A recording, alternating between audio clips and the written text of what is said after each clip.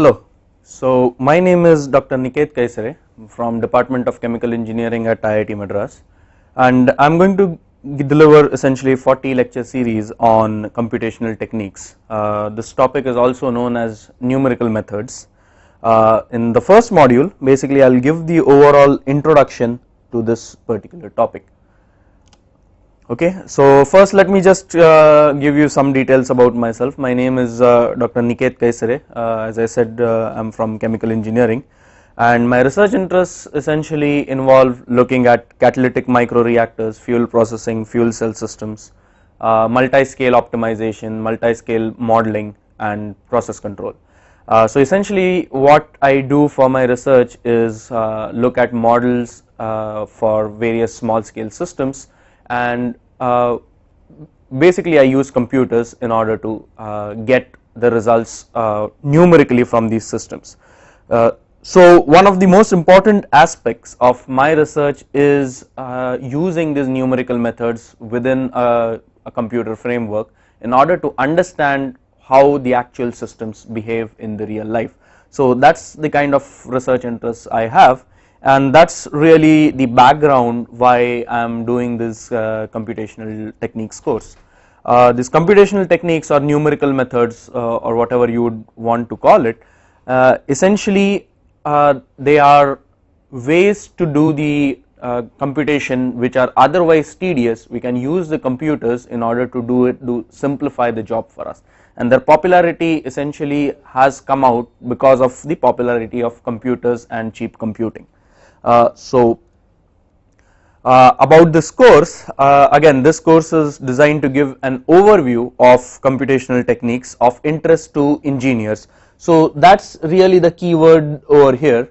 Numerical methods or computational techniques have been used in various fields, not just in engineering. For example, for forecasting of the weather patterns, that requires solving very large scale differential equations, and it requires really fast computing, and really the numerical methods or computational techniques are at heart of these different models. Likewise, let's say the stock predictions, you know, a lot of these trading companies, they decide what stocks to buy, how to make the investments and so on based on prediction of how the markets are going to behave.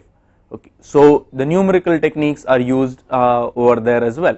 Another example where numerical techniques are used, for example, let's say an industry wants to decide how much raw material to purchase, how much product to manufacture and so on, and they will essentially you know, create what is known as a supply chain management problem. And at the heart of those problems, again really when you go down to the lowermost level of it, again you will have these numerical techniques. We need these numerical techniques to efficiently solve these models in order to understand how the system behave, in order to optimize how the system behave, in order to control. At the heart of these control techniques also go these modeling methods and these numerical methods, which we will then solve in order to make decisions on what to do. So the focus of these particular lecture series will be on the numerical methods, their properties and analysis. The focus will not really be on the applications of these numerical techniques. The focus really will be on using this numerical techniques, understanding these numerical techniques and trying to see what properties they have, how they behave. So we will essentially take simple examples in order to understand the systems. We are not necessarily going to take chemical engineering examples, but these examples are going to motivate what these numerical techniques are or these computational techniques are, what are their properties, when can we apply them and how can we apply them. This course will be divided into approximately 40 1-hour lectures, and that's the overall number of lectures I plan to cover, and essentially what you need to get the best out of these lectures is essentially to work with me during the lecture. So what I will try to do during each lecture is you know, have certain example problems where perhaps if you are watching this on YouTube or something like that, you can just click on the pause button and try to solve this particular problem along with me, and then see once the problem is solved, you can compare the results that I have gotten with the results that you have gotten. If that's the way you proceed, it will be very beneficial. This overall lecture series. These lectures are essentially meant for second and third year undergraduate students, B Tech students in their second and third year. So I do not assume any sort of background. The background that I assume is essentially 10th and 11th grade mathematics you should be familiar with, and you should be able to use a calculator and spreadsheets such as Excel. And if you don't have an Excel, that's not a problem. You can also use the Google Docs application. There is a spreadsheet in Google Docs that is available. So we'll really require a pen and a notebook and a calculator to do those hand calculations, and an Excel spreadsheet and Google Docs in order to solve some of these relatively simpler problems, but still something that cannot be solved using a calculator. You will need the spreadsheet in order to solve that. And my final point is what I have found is the learning is enhanced if people are not doing it on their own, but along with a couple of friends. So if you have a couple of friends who have the same goals in understanding numerical techniques and so on, you can always work with them and try to understand some of these things together. So these are general suggestions for students who are essentially in their second or third year. If you have already gone through a course in computational techniques or numerical methods or whatever they might call, you can just go right ahead and view these lectures. Okay, so now let me give you an overview of the course, what we are going to cover in this course and how we are going to go about it and so on. Before I do that, I will give a working definition of what we mean by computational techniques. Again, the word computational techniques, numerical methods, numerical techniques or computational methods are really used interchangeably by people. So at the heart of these computational techniques are essentially computers that we are going to use to solve problems. Okay, these are the kind of problems which it's fairly difficult or perhaps impossible to solve it analytically, or to take a pen and paper and try to algebraically or geometrically try to solve these types of problems. It's perhaps difficult or impossible to do it. So we are going to use the computers to solve these problems by stepwise, repeated and iterative solution methods. So the solution methods are essentially going to be repetitive. So what that really means is that if you have a small problem, you will use the solution methods, the algorithm steps. You will use 1 or 2 steps in order to solve a small problem. When you get to a larger problem, you will have to repeat those 2 or 3 steps over and over again until you reach a particular predefined criteria which tells you that yes, now I have got the solution of this particular problem. Again, what I mean by that, I will come to that in this lecture. I will take a very small example and I will come to that aspect. And it's a stepwise procedure. That means what you want to reduce the overall system to is a system of it's an algorithm of various different steps that you need to carry out one after the other, and that's what makes it very amenable to putting it in a computer and using those computers to solve the problems. And these are the methods which would otherwise be either tedious or unsolvable by hand calculations. And just to give you an example, if we are going to talk about say the models for solving the overall climate models, essentially to see how the global warming is going to affect the overall system, in that particular case these models have millions of equations. You can perhaps solve 1 or 2 or 3 equations with hand, but we have a million coupled highly nonlinear equations. It's going to be very difficult to solve, or not difficult, in fact, and pretty much impossible to solve those equations by hand. And what you will then need to do is use those computers to do these calculations which are otherwise tedious or unsolvable by humans. So again, I had mentioned right in the beginning, the numerical techniques or computational techniques became popular because of availability of cheap computing.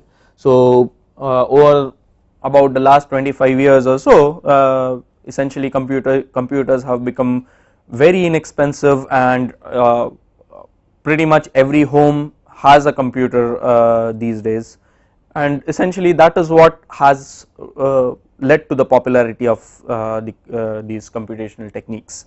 Uh, they are useful to solve problems for which algebraic solution cannot be obtained. For example, if you have a complicated set of equation and you want to find the roots of that particular equation, it's sometimes it's easy to use pen and paper to solve them. Sometimes it's not all that easy to use pen and paper. In that particular case, you will use this numerical techniques in order to solve them. The several advantages of these numerical techniques are that first, they are extremely powerful problem solving tools. Just the example I took a couple of minutes back, the climate models. These climate models would be impossible to solve if we did not have extremely powerful problem solving tools and extremely powerful computers where we can solve them. So both of these conditions are perhaps necessary conditions for us to solve these complicated types of problems.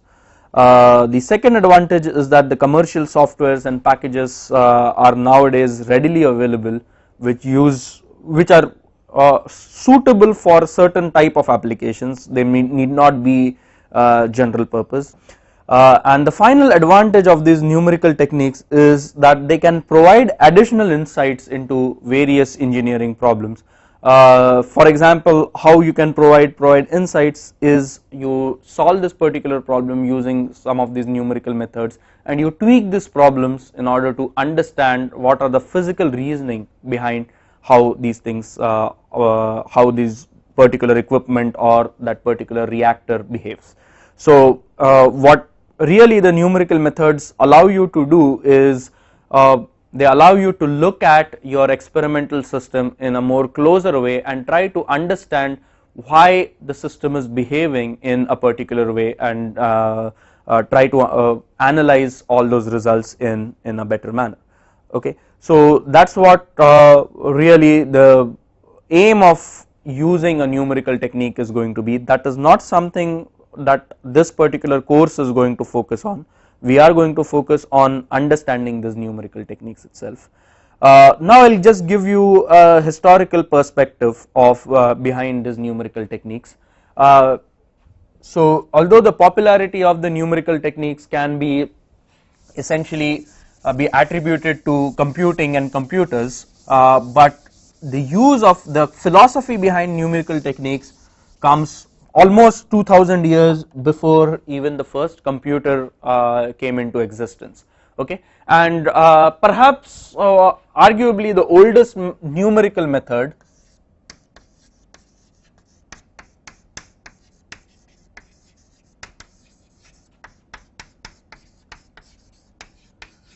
is perhaps the Babylonian method,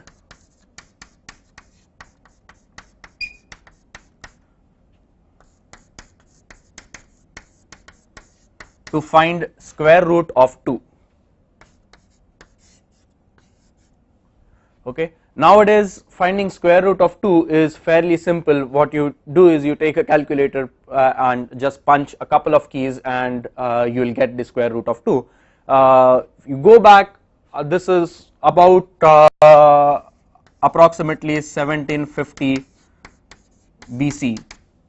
Okay, if you go back essentially 2000 years, or rather 3700 years back, that was the time when these guys developed an approximate method for finding the square root of 2, and the method that we can also call as the Henon algorithm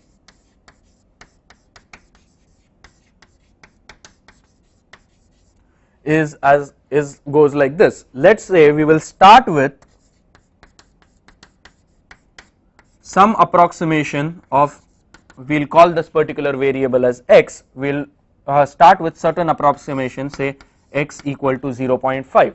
We do not know the actual value of square root of 2, but we know that the square root of 2 one of the square roots is going to be positive. So we will start, let's say, with an approximate value of x equal to 0.5. So the method that we will use is x new, that's the new guess of our x value, is going to be an average of x and 2 divided by x. Okay. So for example, if we start with x equal to 0.5, what we will get is, for x equal to 0.5, half of 0.5 plus 4, 2 divided by 0.5 is 4. So our new guess is going to be 2.25. Now remember, the solution of square root of 2 is approximately 1.414.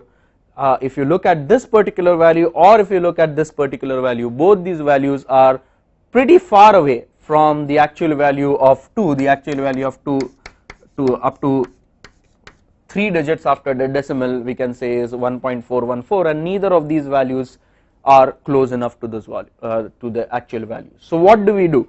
We take this x new value and repeat this particular procedure over and over again. So we iterate, this is what we call by iterating over this particular equation, and we do that repeatedly until we get the actual solution. So now what happens is, what we will rewrite this equation as x I plus 1 equal to half of xi plus 2 divided by xi. Okay, we are kind of trying to write it in an algorithmic form, and then we will repeat this for I equal to 1 to some large value n.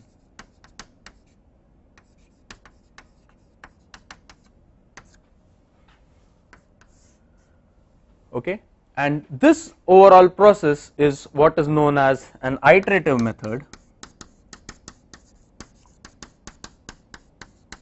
and it captures the essence of all the numerical techniques that have come after or beyond this particular point. This particular method is, one, it's iterative.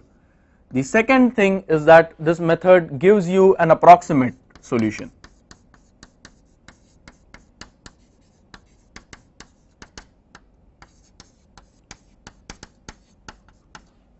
Okay, the solution that we are going to get for square root of 2 is not going to be an exact solution, but it's going to be an approximate solution. Now we can specify up to what level we want to go when we want to solve this particular problem, and based on those specifications we will get this particular approximate solution. At certain point we will say, well, we are going to be happy with this approximate solution because we don't care about the, say, the 10th digit after the decimal point.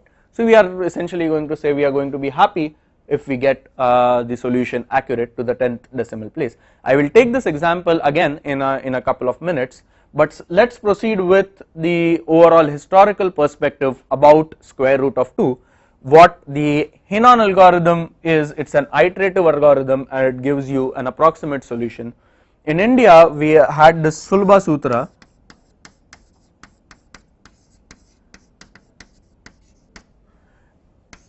It came independently and approximately 1000 years after the Babylonian method, and according to the Sulba Sutra, square root of 2 is approximately equal to 1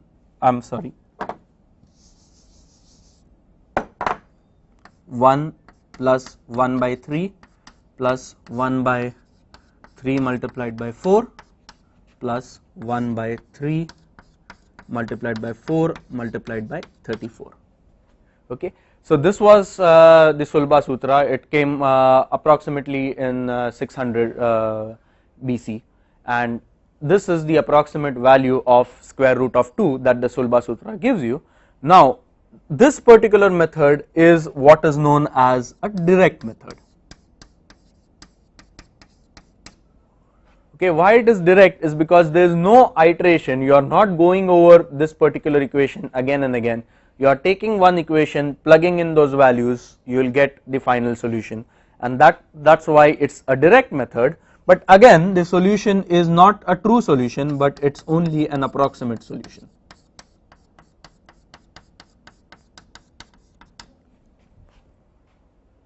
Okay, so these are the couple of methods that have been proposed for finding the square root of 2, which are kind of familiar to the numerical techniques that we look at these days. This is basically a series, and we are essentially aware of, say, infinite series such as the series for finding e to the power x,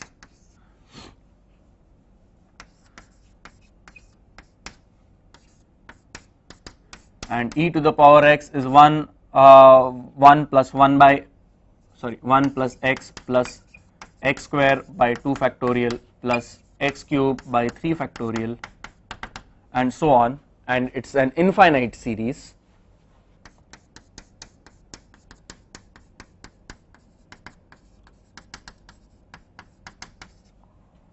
Okay, and we can essentially use this particular series, we can essentially keep adding additional terms in this particular series, and we will get the result to be closer and closer to e to the power x. So when we chop off this infinite series at a certain point, what we will get is we will get an approximate solution. Okay, so the Sulba Sutra is not an infinite series, it is a finite series, and that's why the result that you get is an approximate, but it is still a direct result.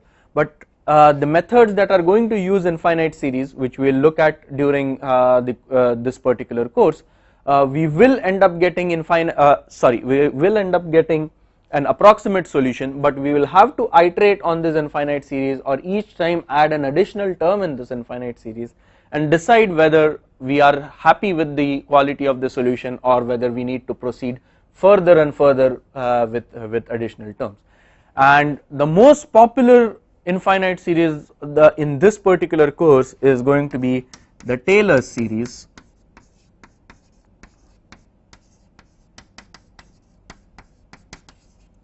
and I will just write down the Taylor series is f of x plus a, where if x is going to be a variable and a is some particular value that we have chosen, is equal to f of a plus f dash of a multiplied by x minus a plus f double dash of a multiplied by x minus a squared divided by 2 factorial and so on. And that's also an infinite series where f of x plus a is found out as a sum of these various terms which involve the function value evaluated at point A and the first differential, second differential, and so on and so forth evaluated again at point A. This is going to be, the Taylor series is going to be our workhorse during this course. We are going to use it extensively in order to understand these numerical techniques or what they are going to be, and we will come across this Taylor series pretty much again and again in every module in this particular course. So again, with respect to historical perspective, just to summarize what we get from the history about square root of 2 is that the numerical methods are going to give us approximate solution to the real problem, and second is they are going to be either iterative methods or direct methods. Direct methods means that at certain point of time we are going to stop with the solution and we will get perhaps the true solution or an approximate solution. Iterative method means we are going to repeat that particular problem, repeat that particular procedure over and over again. In this particular case, the procedure was very simple, very straightforward. Just take an average of x and 2 divided by x, and that's how this particular method worked. Okay, the layout of the course is that the course will split into various modules. Each module you can think of as a chapter of a textbook, and it will be covered in about 4 to 6 1-hour lectures. Each lecture we will go over the various aspects such as the motivation and overview of the topic, Then we will take a couple of examples, we will get a graphical insight, we will derive the overall equation, analyze them, try to understand how this particular method works, and finally what I will do pretty much in the last half an hour of each module is in the last lecture of each module for about half an hour I will spend to summarize what we have covered essentially in that particular module. Okay, and what I will do is I'll just go over how each of these items can be covered for the Henon algorithm that we just looked at for finding square root of 2. Okay, so the motivation is essentially why learn about the Henon algorithm itself, and the reason for talking about Henon algorithm are essentially twofold. One is because, well, history is interesting and we are trying to put things in perspective of essentially what people before us thought about this problem, people before us thought about how to solve this particular problem. The second reason for this is that it really is one of the first or perhaps the first numerical method, and using this particular simple example poses us very nicely in order to talk about these numerical methods itself. Then we took that example, we started with the initial guess of 0.5, and again we calculated the next value x equal to 0.5 plus 2 divided by 0.5, the average of that multiplied by half, and the next value. So what I have done is I have used an Excel sheet over here, and this is just a result from the Excel sheet. The first column is the iteration, number of iterations. Zeroth iteration essentially signifies that was the initial guess that we started off with. The initial guess we started off with was x. Over here I am writing 2 by x, and the average of these two numbers I am writing in the fourth column. The numerical method tells us essentially x is going to be the average of x and 2 divided by x, so that is the new value of x. So we have taken this particular value and put it over here. Okay, so we started with 0.5, the average of 0.5 and 2 by 0.5 is 2.25, we took that 2.25 as the next guess. Okay, so the next guess after that is going to be 2.25 and 2 divided by 2.25, we take the average of these two numbers, and the average of these two numbers happens to be 1.569. Okay, so this average is going to be the value of x at the second iteration. Okay, and we continue this over and over again until a certain point. In this particular case I have done the Excel simulations up to iteration number 6. What we see over here is the first value was of x, the first initial guess of x was 0.5, the second initial guess was 2.25. both these values are quite far away from the actual solution 1.414214. Okay, the third value comes fairly close, we reach 1.569, the fourth value is even closer 1.422, 1.414, 1.414, 1.414. In this particular example I was interested in getting the result up to 6 digits after a decimal point, and that is why when the 6th digit after the decimal point did not change, I said I am going to be satisfied with my solution, and I take the value of x that I obtained in the 6th iteration as my solution. So this particular example has all the features essentially of the numerical techniques that we talk about. It's an iterative procedure, it's the same simple equation that we apply over and over again in order to get the solution. We start with an initial guess and slowly converge to the desired solution, and we define a stopping criterion where we are going to say that the solution that we now have we are satisfied with. Okay, so this is the way we would do the findings the square root of 2 if we were to use a Henon algorithm and formalize it under the computational technique framework that we are going to use in this particular course.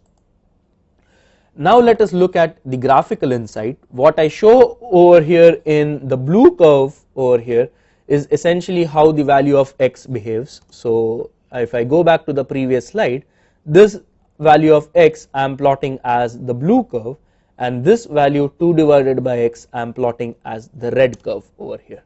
Okay, so this is the blue curve, this is the red curve defining x and 2 divided by x. The x axis is the iteration number, 0th iteration is the initial guess, first iteration, second iteration, and so on. This particular x value, the x value at iteration number I is just the average of this red value and this blue value in the previous iteration, and this black line, thin black horizontal line that you see over here is the true solution of square root of 2. Okay, what you find is an interesting thing, and again this is where the history becomes very interesting, is if you want to see why, perhaps if we want to go back and think about why the Babylonian people thought about this particular algorithm, is essentially if you look at x and 2 divided by x, they lie over here, they are lying on either side of this particular line. So if x is less than square root of 2, 2 by x is going to be greater than square root of 2. Over here from this value of x, the next value of x has gone to 2.25, so the value of x now is greater than square root of 2, but value of 2 by x you will see is less than square root of 2, and you will see this pattern repeating throughout the overall values. No matter what positive value of x you choose, the value of 2 divided by x is also, one, it's also going to be positive, and second, it's going to lie on the other side of the line square root of 2. Okay, so essentially what we are doing over here is we are hoping that if we take the average of x and 2 divided by x, we will go closer and closer to square root of 2, and the reason is that the average of x and 2 divided by x always lies between the values x and 2 divided by x. Okay, and these two values will eventually converge to the desired solution. Okay, so that gives us the graphical insight behind these this Henon algorithm, and possibly trying to think about how or why the Babylonian people perhaps thought of this particular algorithm in order to solve this particular problem. Next, what we would do, and again I am not really going to do it in this particular module, but we will defer it to the fourth module, is we will do a Taylor series expansion and try to find out how this particular Henon algorithm can be derived in a rigorous manner, and I will just give you an overview of what we are going to do. Is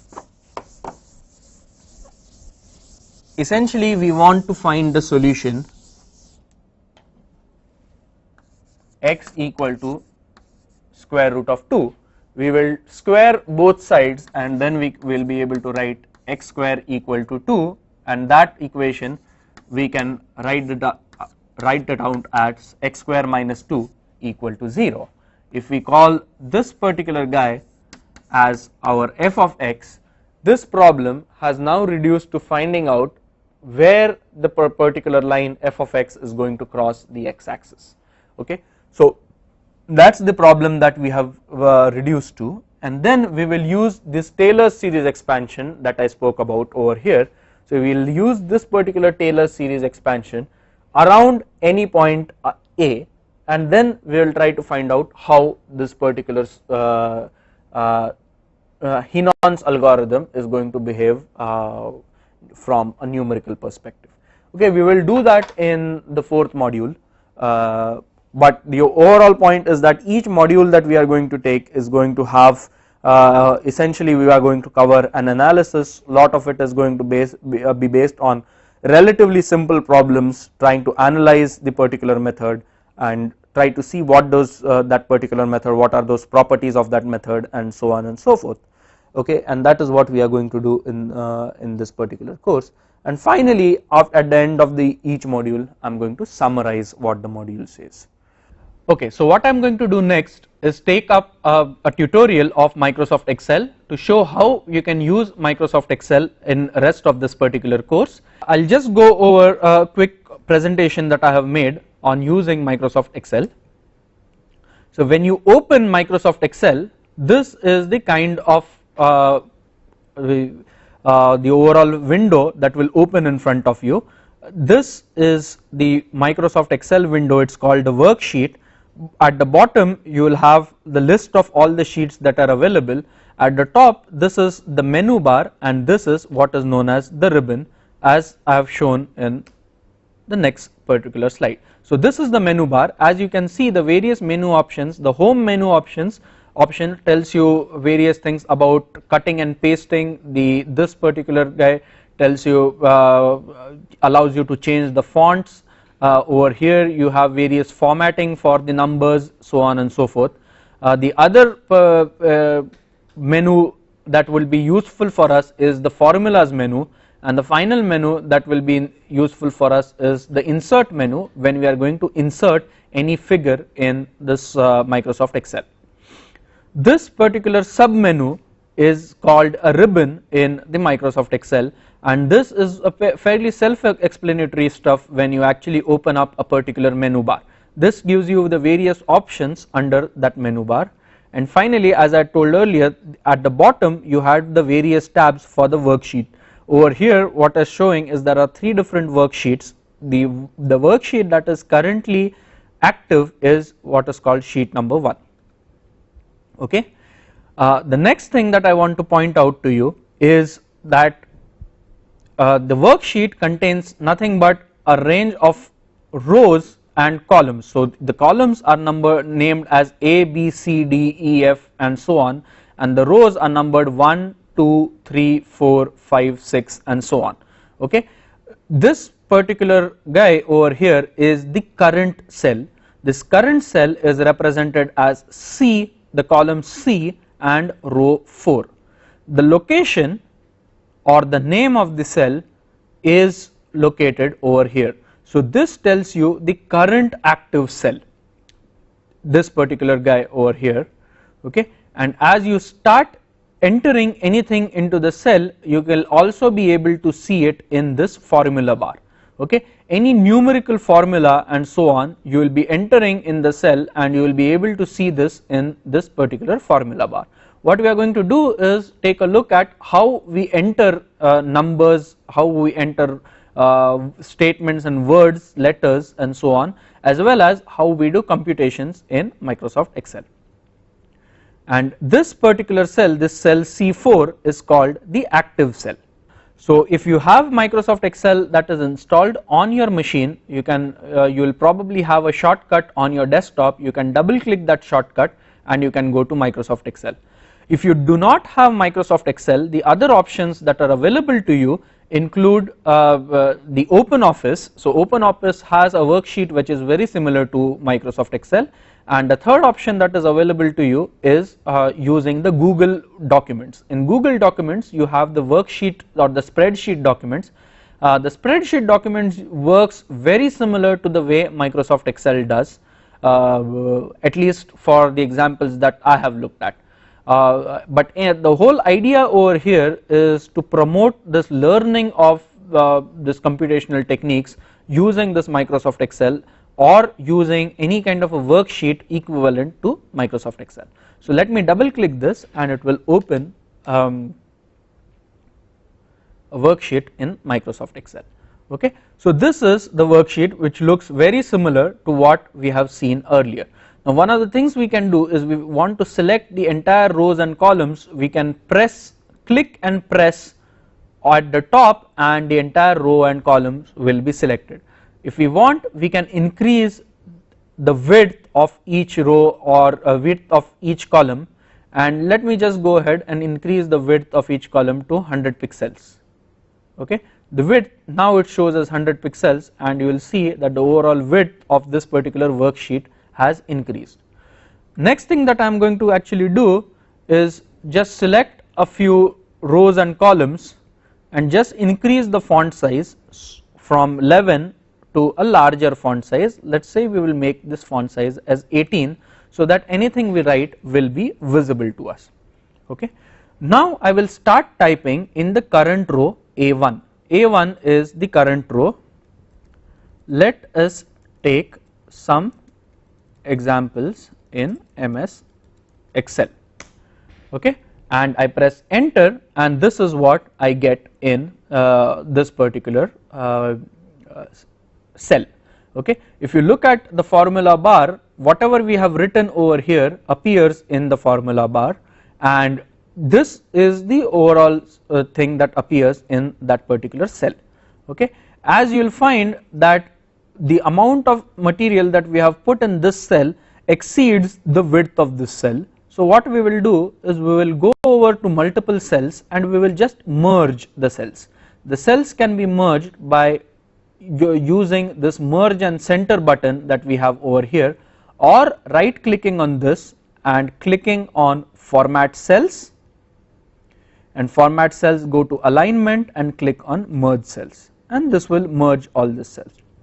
So what we have now is that cell A1 now encompasses 4 columns and is encompassing one single row. Okay, so let us now take 4 numbers, let us call those numbers as A, B, C and D. Okay, let us arbitrarily take numbers 12, 2.3, 4 and 7. Okay, let us say we want to add the 2 numbers A and B. Okay, in that case what we are going to do is we are going to use the formula. To start entering the formula, I first need to type equal sign. Okay, once I type equal sign, it is now ready to take the formula. What I can do is I can take this my mouse and move to the cell that I want to, and this is going to be the value of the variable A plus B, and I can press enter. Okay, and I have added those 2 numbers. Alternatively, what I can do is I can write equal to and look at the number of this particular cell. This cell is A3, so equal to A3 plus I want to add that to the cell B3. Okay, so when I write A3 plus B3, immediately what you see is that A3 is colored with blue color and that particular cell is highlighted over here. B3 gets colored with green color and that particular cell gets highlighted over here, and when I press enter I will get the number 14.3. Okay, let us say now we want to take the difference B minus C, so we want to take this 2.3 minus 4. What I can do is I can press equal to, I can click on this, I can press minus, I can click on this, and I will get the difference between the two, and that is minus 1.7. A third way of doing this, and let us say we want to get the value of C multiplied by D, what we can do is press equal to and then take the cursor keys. Okay, cursor keys are the arrow keys, up arrow, left arrow, right arrow and so on. I will first click on the right arrow. Okay, and right arrow, as you can see, leads to this particular cell, and the number of that cell immediately comes in our formula bar as well as in our cell. Okay, I will click the right cursor key once again and B7 will change to C7 because we will go to this particular column and this particular cell. So I have pressed the right cursor key once, and now what I will do is I will press the up cursor key 3 times. So 4 times, 3 and 4, and we have gone to C3. Okay, as you can see, every time I press the cursor keys, as this particular guy moves, you will see that this particular number also changes. Okay, and we have this number 4 highlighted. For multiplication we will use star, and 4 multiplied by this we can take by moving on the cursor key or clicking using the mouse. Either ways is equivalent to each other, and we press enter and we get that number. Okay, not only this, we can also have trigonometric functions, exponential functions, so on and so forth. So to get trigonometric function, let us say we want sine of 4, so we will type equal to and we will start typing the formula. As you start typing the formula that are available to you will be highlighted in this drop down menu. We can choose this particular formula sine, okay, and that's by double clicking that sine gets available over here, and I can then go and click over here, close the bracket and press enter, and I will get this as sine of 4. Likewise, let us say I want to take e to the power 7, all I need to do is equal to exponential exp, okay, and the number 7 and press enter. Okay, now if I wanted to get e to the power minus 7, okay, what I can do is I can go on to this particular formula, go to this formula bar and click at the appropriate location. When I click at that appropriate location, I will be allowed to edit this particular formula, and instead of e to the power 7 I wanted e to the power minus 7. I will just put the negative sign over there and press enter, and I get e to the power minus 7. Okay. Now let us look at the case where we want to find we have certain numbers x, okay, and we want to find say x square plus 3x, okay, and let us say I start with value of x equal to 1. Again what I will do is equal to, I will use the left cursor key to highlight this, x to the power 2 plus 3 multiplied by x. Again to get x I will press the left cursor key and I will press enter. So this is going to be 1 squared plus 3 multiplied by 1, and that value equal to 4. Okay. Now let us say I want to repeat that same formula for x equal to 2. Okay, I will just press this x equal to 2, I will go on to this particular number, highlight it and just drag it below. Okay, I drag it from the right edge and I will drag it below, and as you can see the formula gets automatically updated. So I have 2 square which is 4 plus 3 multiplied by 2, that is 6, which is 6 plus 4 is 10, and I get the number over here as 10. Okay. So what has happened when I had dragged, now take a look at this formula bar, what has happened. Okay, when I have dragged, initially I had this as a10 multiplied by 3 multiplied a10 squared multiplied by 3a10. Okay, when I dragged it below, a10 automatically became a11, okay, and this also guy became a11. Okay. Now let us say we wanted to do it not just for 1 and 2, but we wanted to do it for 1, 2, 3, 4, 5, 6. So what I can do is I can highlight both these numbers 1 and 2, take my cursor at the right bottom, okay, and just drag it below. Okay, when I drag it below, as you can see in the small square that appears below my just next to my cursor, I see a number 6. That means I have dragged enough to get up to number 6.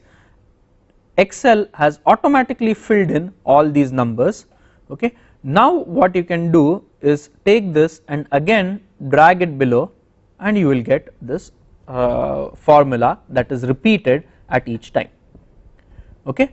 Let us say that we want to calculate b multiplied by x, where b is this value over here, plus c. Okay, let us say we want to calculate that value. In that case what we will do is I will press equal to, I will take my mouse and click on the value of b, okay, multiplied by x, plus again I will take my mouse and then click on the value over here and press enter. Okay. So this is going to be 2.3 multiplied by 1 plus 4, which gives you 6.3. Okay. Now let us say I want to repeat this for x equal to 2 also. Let's see what happens if we drag and drop it over here. If we drag and drop, there is some problem, and why is that problem? That problem happens if, now you can see what happens. I am just clicking the button F2, F2 is edit. Okay. So if I click F2, I will see what happened. So when I dragged from here below, the formula got updated. Okay, you see what has happened is x, instead of this being operated on this particular value, has now gone to the value below, but what has also happened is these two also have been dragged below. Okay. So this is what happens, it is consistent with the overall Excel behavior. If we drag it once more, again these two columns also get dragged below. If we want to prevent that, the way to do that is, I will clear this what I had just done. The way to do that is use the dollar signs. If you use the dollar signs, the numbers when you drag do not change. So if I use $B $3 and $C $3, okay, nothing happens over here, but when I drag it, okay, what is going to happen is $B $3 and $C $3 will not change to B4 and C4. Okay, I will just drag it over here and we will just click on F2 and we will see B has remained where it is, C3 has remained where it is. What has changed is from A10 we have changed to A11.